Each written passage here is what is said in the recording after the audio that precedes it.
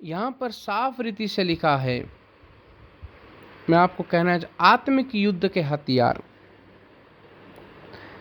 इसलिए इफिसियों में ही लिखा है 6:10 में हम पढ़ रहे हैं। हाँ, क्या लिखा है? इसलिए प्रभु और उसकी शक्ति के प्रभाव में बलवंत बनो।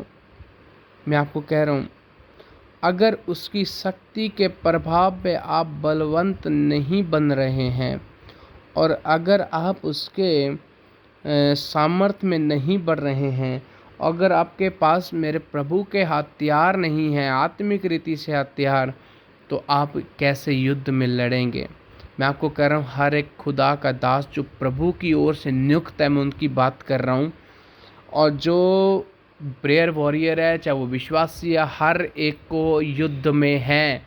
और वो युद्ध किसी व्यक्ति से नहीं है, किसी मांस और लहू से नहीं है। वो युद्ध क्या है?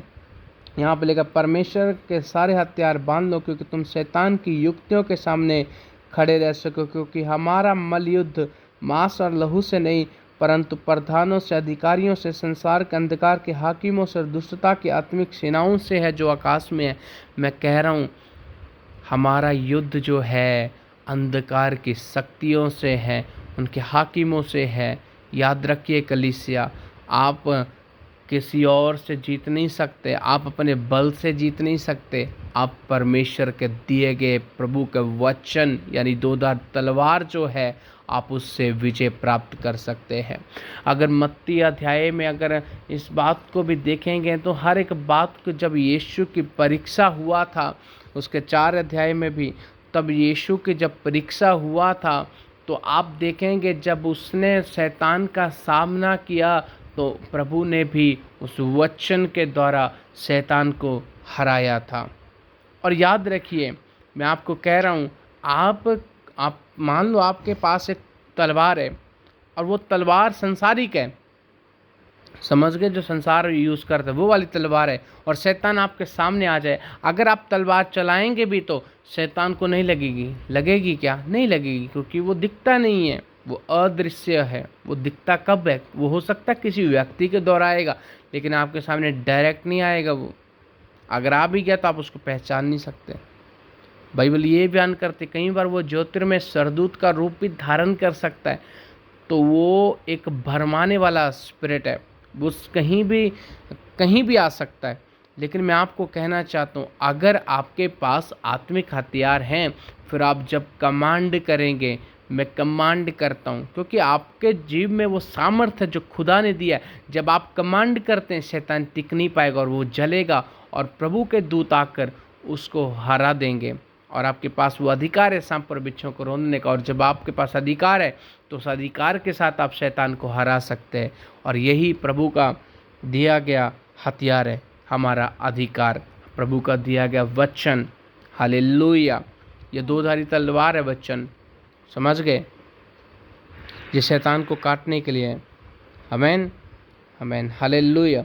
और इस बात को लिखा है, किसी व्यक्ति या मांस से हमारा क्या है, लहू से हमारा मलयुद्ध नहीं है, अंधकार की शक्तियों से आकाश में है। समझ लीजिएगा, शैतान कहीं भी आ सकता है। बहुत सारे लोगों को मैंने सुना, यहाँ मत रहना, वहाँ मत जाना, वहाँ मत करना, ऐसा मत करना। क्यों नहीं जाना? वहाँ पर शैतान है। कहाँ पर? कई बार मैंने घरों में, लोगों को घरों में देखा, कई लोग गए, इस घर में शैतान है।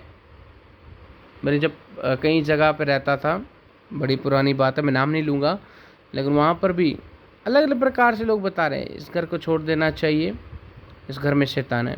मैंने बोला, अगर शैतान है तो भाई शैतान हर जगह पर है। कहाँ शैतान नहीं है? वो तो घूमता घूमता हुआ।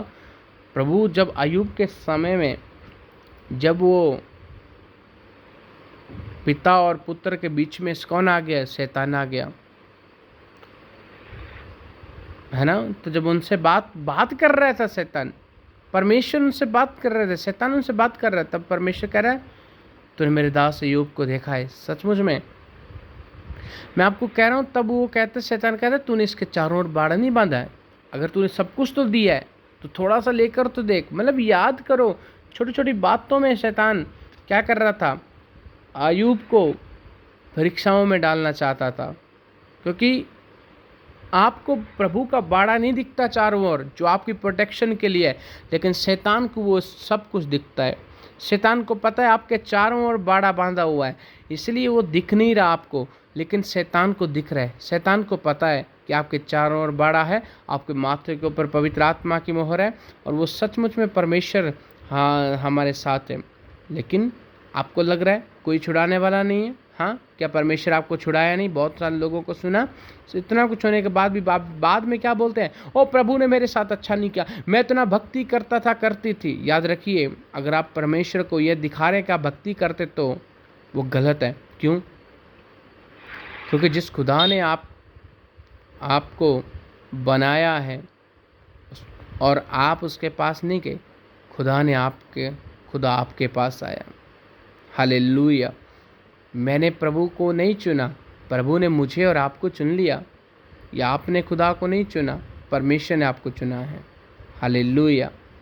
और एक और बात को स्मरण करना है, इसलिए परमेश्वर के सारे हथियार बांध लो कि तुम बुरे दिनों में सामना कर सको। सब कुछ पूरा क्या लिखा है, स्थिर रह सको, इसलिए कि तुम सत्य से अपनी कमर कसकर, याद रखिए, तैयार रहना, सच्चाई से अपनी हमेशा तैयार रहना।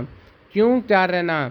ताकि हम धार्मिकता के जिलम पहनकर और पाँव में मेल सुसमाचार की तैयारी जूते पहनकर इन सब विश्वास की ढाल को लेकर स्थिर रहो, जिसमें तुम दुष्ट के सब जलते तीरों को बुझा सको। यदि आपके पास धार्मिकता की झिलम है, यानी आप धर्मी व्यक्ति बनकर अपना जीवन को बिना पाप से जी रहे हैं, और यानी कि परमेश्वर के साथ आप पवित्रता के साथ जी रहे हैं, आप धार्मिकता की झिलम पहने हुए हैं, और उसकी आज्ञाओं को मानना ही हमारे लिए सबसे बड़ा धर्म की बात है ना। उसकी आज्ञाओं को मानना, उसकी आज्ञाओं के अनुसार चलना, यानी कि पाप करना क्या होता है, मृत्यु को लेकर जाता है। लेकिन अगर पवित्रता ही में चल रहे हैं, उसकी आज्ञा को मान रहे हैं, तो हम एक धर्मी जीवन व्यतीत कर रहे हैं। हालेलुया। और जब आप लोगों को सुसमाचार के जूते पहनने के लिए बोलते हैं, यानी कि लोगों को सुसमाचार की तैयारी के लिए खुद भी डालते हैं और उस लोगों को मेल कराते हैं प्रभु से, है ना। धन्य है जो मेल कराने वाले हैं। याद रखिए, आप धन्य हैं अगर आप मेल कराते हैं प्रभु के साथ लोगों का, आप बताते हैं सुसमाचार का। इस सब के साथ विश्वास की ढाल लेकर स्थिर रहो, यानी कि इन सब बातों के साथ अपने विश्वास में भी मजबूत रहना, क्योंकि अगर विश्वास में मजबूत नहीं है तो शैतान आकर कुछ भी करेगा और आप उसमें जीत नहीं पाएंगे। क्यों? क्योंकि विश्वास राई के दाने के बराबर भी क्यों ना हो, अगर आप उसमें विश्वास करते हैं तो इस पहाड़ से कह दो वो सरक कर उधर चला जाए, वो चला जाएगा। लेकिन अगर आपका विश्वास नहीं है तो वो कुछ भी नहीं होगा। हालेलुया। मैं क्या कह रहा हूँ? मैं यही कह रहा हूँ कि प्रभु के विश्वास में बने रहें, और उद्धार का टोप आत्मा की तलवार जो परमेश्वर का वचन है ले लो। यानी कि आत्मा की तलवार मैंने पहले ही बताई, ये परमेश्वर का वचन है, उसको ले लेना है। हर समय हर प्रकार आत्मा में प्रार्थना, हर समय हर प्रकार से आत्मा में प्रार्थना होना चाहिए। हो सकता है दुनियावी दारी में आप प्रार्थना करना भूल जाएं, लेकिन अगर आप खुदा के साथ सही चल रहे हैं और उसकी प्यास में हैं, आप प्रार्थना जब तक नहीं करेंगे आपको चैन से बैठ नहीं पाएंगे, अगर आपका उसके साथ रिश्ता जुड़ा है। और शैतान आपकी प्रार्थना लेवल को चुराता है, लेकिन अगर आप उसकी संगति में, सही संगति में जुड़े और जहाँ परमेश्वर का सच में काम हो रहा है उस संगति से जुड़े, तो आप प्रार्थना लेवल हमेशा आपका बढ़ेगा, डाउन नहीं होगा। हालेलुया। क्यों? परमेश्वर क्या कह रहा है?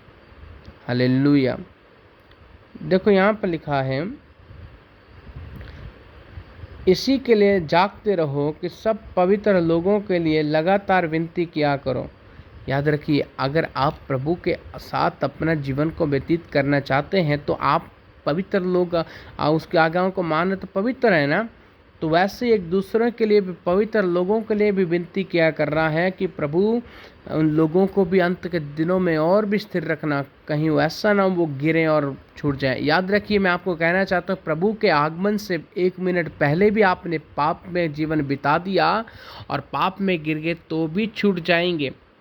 याद रखिए, अगर आप अंत तक धीरज धरेंगे और प्रभु में बने रहेंगे तो ही आपका उद्धार होने वाला है। हालेलुया।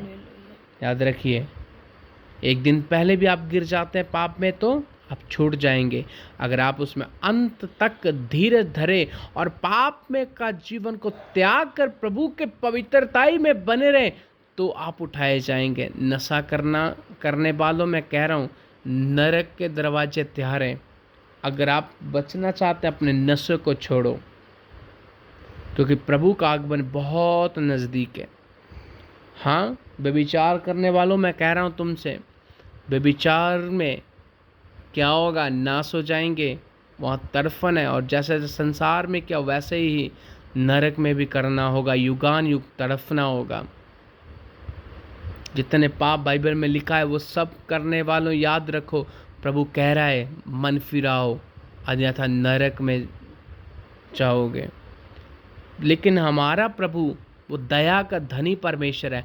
अगर आज आप मन फिराएंगे, अगर आज आप प्रभु को बोलेंगे प्रभु मुझे क्षमा कर, तो सचमुच में वो क्षमा करने वाला परमेश्वर है।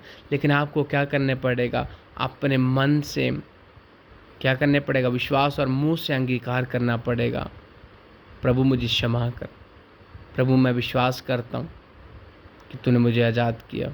अपने मुख से बोलना प्रभु मैं पापी हूँ मुझे क्षमा कर, प्रभु आपको क्षमा करेगा और नया जीवन देगा, फिर आप स्वर्ग जाएंगे। अगर उसकी आज्ञाओं पर चले रहे उसके बाद तो दोबारा पाप नहीं करना। हालेलुया। और यहाँ पर लिखा है मेरे लिए भी कुछ बोलने में समय ऐसा प्रबल वचन दिया जाए कि साहस के साथ सुसमाचार का भेद बता सकूं। हालेलुया। आप एक दूसरे के लिए प्रार्थना करें, और साथ साथ में मेरे लिए भी, जो खुदा की सेवा करते हैं उनके लिए भी आप प्रार्थना कर सकते हैं कि प्रभु तेरे दास को ऐसा इस्तेमाल कर ताकि तेरे सुसमाचार को, भेदों को बता सके। क्योंकि आज भेद है, बहुत सारे भेद गुप्त रखे गए परमेश्वर ने, है ना, जो अंत के दिनों में प्रकट करने वाला है परमेश्वर। यूहन्ना को कई बातों को बोला, इन बातों को बंद रख अभी जब तक नहीं, है ना। लेकिन अंत के दिनों में वो भेदों को परमेश्वर प्रकाश वाक्य में भी बताया ना, तो वो प्रकट कर रहा है इन दिनों में आप दर्शन देख रहे हैं, बच्चे दर्शन देख रहे हैं, है ना। आज फैमिली में जो गुड़िया वो दर्शन देख रही है ना, हम दर्शन देख रहे हैं। मैंने आपको पिछले दर्शन बताया किस प्रकार से मैंने पिता के पास जाकर वो दर्शन को देखकर, स्वर्ग को देखकर, स्वर्गदूतों को देखा। मैं आपको कह रहा हूँ इन दिनों में बहुत सारे लोगों को दर्शन मिल रहे हैं, प्रभु अपने लोगों को बता रहे हैं मैं जल्द आ रहा हूँ, है ना। तो अगर आप तैयार नहीं है तो जैसे प्रकार से गुड़िया ने देखा कि एक जो अच्छी लड़की थी वो उठा ली गई और दूसरी छोड़ दी गई जो बुरी थी, यानी कि अच्छी कलीसिया, पवित्र कलीसिया उठाई जाएगी, फिर चाहे वो 2 हैं, चाहे 4 हैं, चाहे वो 10 हैं, उठाए जाएंगे। लेकिन मैं आपको कह रहा हूँ चौड़े मार्ग से प्रवेश करने से नरक की ओर जाएंगे, सकरे मार्ग से प्रवेश करने से स्वर्ग की ओर जाएंगे। थोड़ा तंगी का रास्ता होगा, लेकिन उन लोगों के लिए तंगी नहीं है जो खुदा के वचन के अनुसार चल रहे हैं, वो परिपूर्णता के साथ चलेंगे। उनको कोई डर भय के साथ नहीं चलना, उनको प्रभु के साथ चलना है। हालेलुया। लेकिन अगर आप पाप का जीवन बिता रहे हैं तो मैं आपको कह रहा हूँ नरक का दरवाज़ा तैयार है। अगर आप यीशु के साथ जीवन बिताना चाहते हैं, अभी वापिस आ जाओ, क्योंकि मन फिराओ, क्योंकि स्वर्ग का राज्य निकट है। मैं आपको कह रहा हूँ अगर आप इस बात को जानना चाहते हैं तो आगे भी और भी कल भी हम इसके बारे में कंटिन्यू सुनेंगे। लेकिन मैं आपको कह रहा हूँ प्रभु में परिपूर्णता से बने रहें, उसकी आज्ञा में बने रहें, उसकी आज्ञा का पालन करना ही हमारा पहला कर्तव्य होता है। हालेलुया। अपने आंखों को बंद करें और प्रभु को बोले प्रभु जी मैंने जाने अनजाने में तेरे विरुद्ध पाप किए, तो प्रभु मेरे अपराधों को क्षमा करना, मेरे गुनाहों को क्षमा करना, मुझे पवित्र करना। प्रभु मेरे जीवन को पवित्र कर, मुझे क्षमा कर दे परमेश्वर। मैंने पाप किए प्रभु, मुझे क्षमा करना। प्रभु मुझे पवित्र बना, प्रभु मेरे पापों को धोकर मुझे शुद्ध कर, प्रभु मुझे पवित्र बना। अगर आप ये प्रार्थना कर रहे हैं प्रभु आपको पवित्र बना रहे हैं, और जो भी गलती किया आप उसको प्रभु के आगे मान लीजिए। प्रभु आपको पवित्र बना रहे हैं, आप उसके आगे सरेंडर कीजिए। प्रभु मैं तेरे आगे झुकता हूँ, मुझे समर्पण करना है। आप समर्पण कीजिए प्रभु के आगे, प्रभु आपको छू रहा है। यीशु मसीह के नाम से मैं प्रार्थना करता हूँ प्रभु, एक एक की प्रार्थना को उत्तर दे और एक एक को आजाद कर। प्रभु यीशु मसीह के नाम से मैं प्रार्थना मांगता हूँ, in the name of Jesus. यीशु के नाम से आप आज़ाद हैं। आज से दोबारा पाप मत करना, कि प्रभु ने आपको आज़ाद किया। प्रभु यीशु के नाम से मांगता हूँ, आमीन, आमीन, आमीन। God bless you all. सबको जय मसीह की।